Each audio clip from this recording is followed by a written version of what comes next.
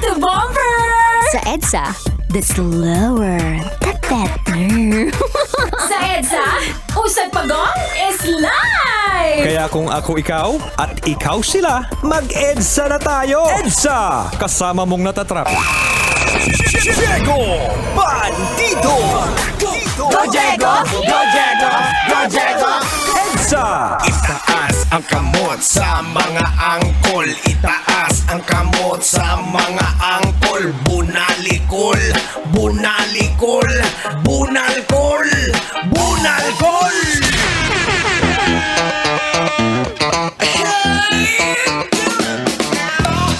Maana-ana nga mo.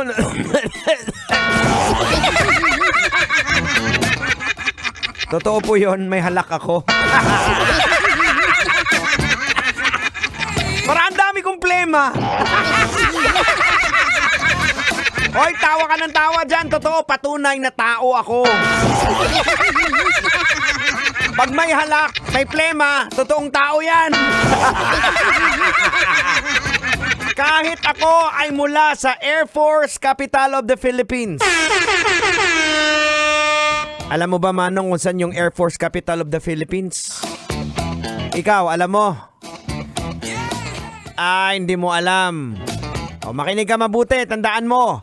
Ang Air Force Capital of the Philippines ay nasa Roja City, Capiz.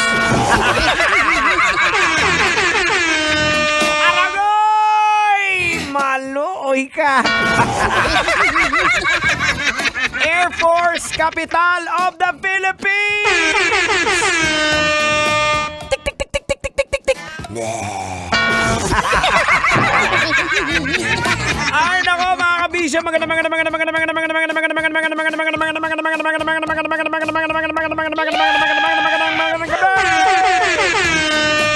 bawal ang inaantok dito. Hindi kita patutulugin kahit pagod ka sa iyong trabaho. Manong driver, lakasan mo yung volume. Bawal matulog yung mga pasahero mo. Wala, damay-damay na to. Ay, eto. Manahimik muna tayo lang. Masyado ko na maingay. Sabi ni Kuya, na-realize mo rin ba? No. Eto. Matanong kita, ikaw ba naka-experience ka na naiwanan ka? O ikaw ang nang iwan? Hindi naman sa relasyon, Sa halimbawa sa mga lakad, halimbawa field trip. Ayan, may mga ganun bang ganap? Kasi etong nasagap nating balita, mga kabisyo. Kakaiba to, mga kap. Huwag nyo kakaligtaan pala, Lunes na po, magsisimula na yung eleksyon, yung halalan sa Lunes na. Etong balita na nasagap natin, mga constituents ko sa EDSA. Isang mister, makinig, isang mister na accidentally nakapag-drive na ng 100 miles na wala pala ang asawa niya sa sasakyan na nagsiyar.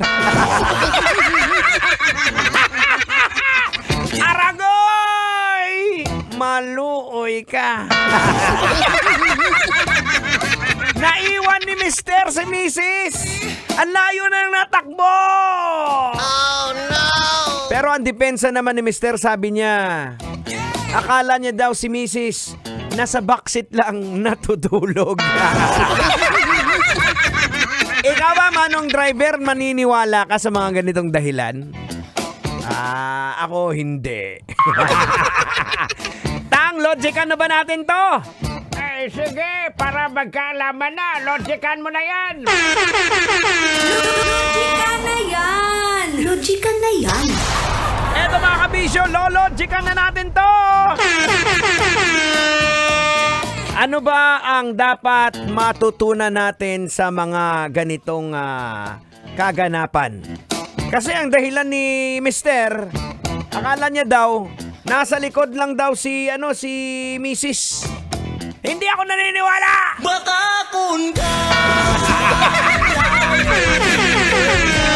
Aragoy! Maluoy ka!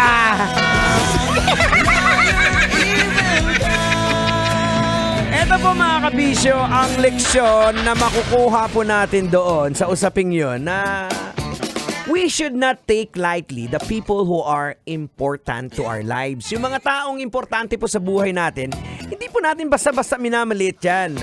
We should give enough time and attention para sa kanila. Remember, change can happen anytime. Kaya hindi natin na i-assume na all good lang, okay lang, na nandyan naman si Mrs. palagi. Hindi ako niyan iiwan. O malay mo, baka napuno na. Pag uwi mo sa bahay niyo, wala na asawa mo doon.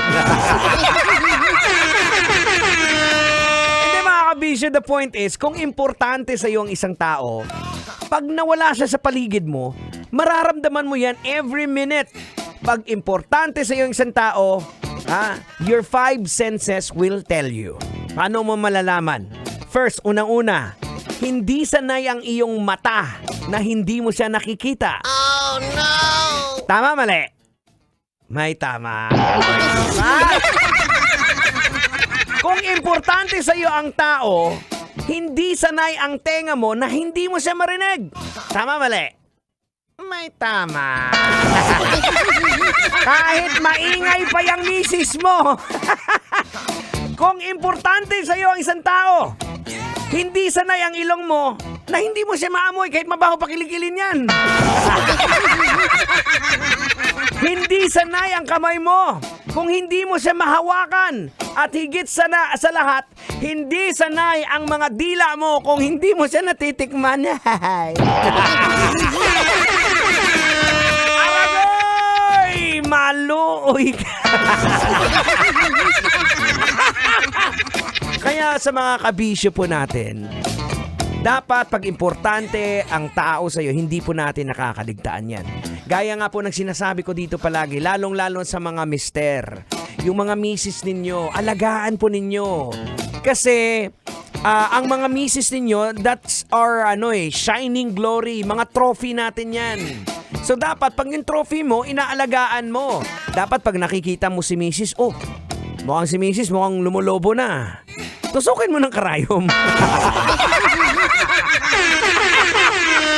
Ang saya-saya, clap your hands.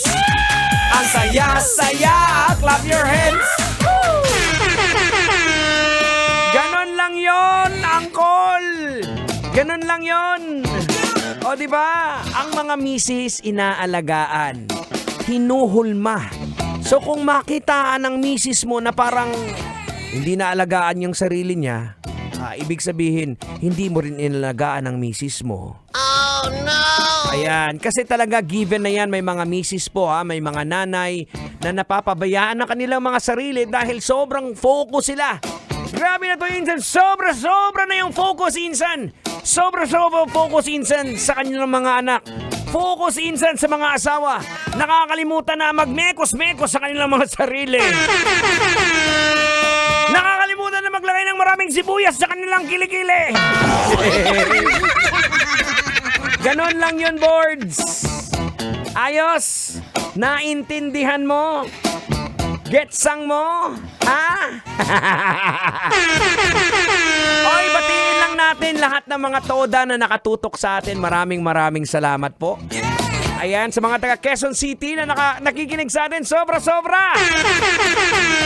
Grabe, maraming salamat at lalong-lalo na sa iyo, Manong Driver, na hawak-hawak ang manibela at nakatutok ngayon dito sa programang EDSA.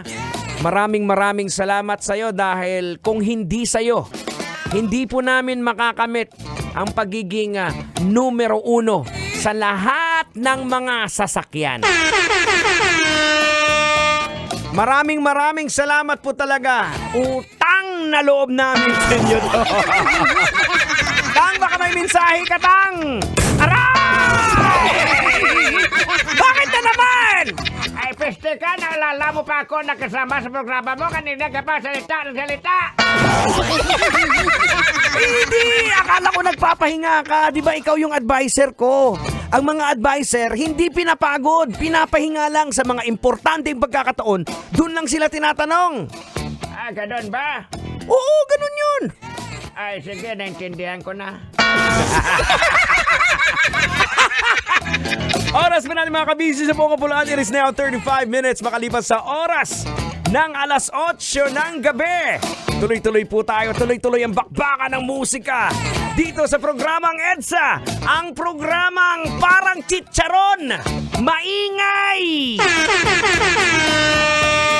pero may laman. Now I'm gonna give you a song. This one's coming from the White Lion. I'm sure maborito na naman ng driver. Let's try to slow things down a bit, alright? You're all I need. Right here on Metro's #1. And we are broadcasting live across City Body Bay. This is 90.7 Love Radio. Love Radio. Metro's #1. Metro's #1. Love Radio.